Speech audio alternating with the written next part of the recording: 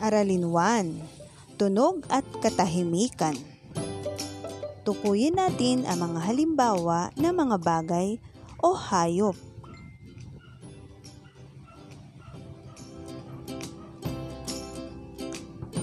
Telepono, ibon, pusa, motor, kampana, ubas, aklat, bag, lapis, talong.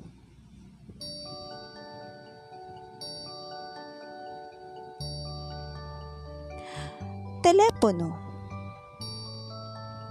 Ano ang tunog nito? Kring, kring, kring.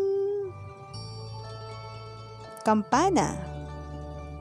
Ang tunog nito ay kling, kling, kling. Ibon. Ang huni ng ibon ay tweet, tweet, tweet. Pusa. Ano ang huni ng pusa? Meow, meow, meow. Motor. Ano ang tunog ng motor? Brum, brum, brum. Sila ang mga lumilikha ng tunog. Ubas, aklat, bag, lapis, talong. Ito naman ang mga bagay na hindi lumilikha ng tunog. Tukuyin ang mga larawan na lumilikha ng tunog.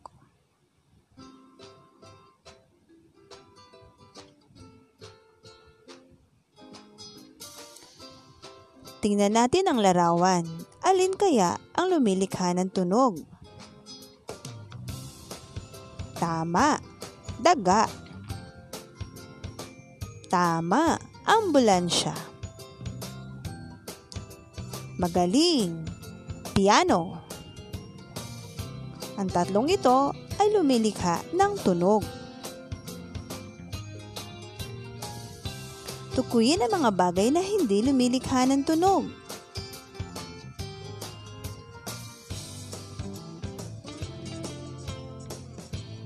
Alin kaya ang mga hindi lumilikha ng tunog?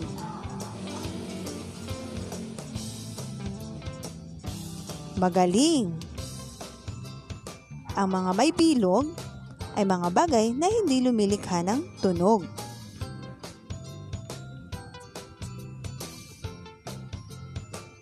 Ngayong araw ay natutunan natin ang mga iba't ibang tunog na mga bagay at mga bagay na hindi naman lumilikha ng tunog. May mga bagay na may tunog at may katahimikan. Hanggang sa muli, paalam!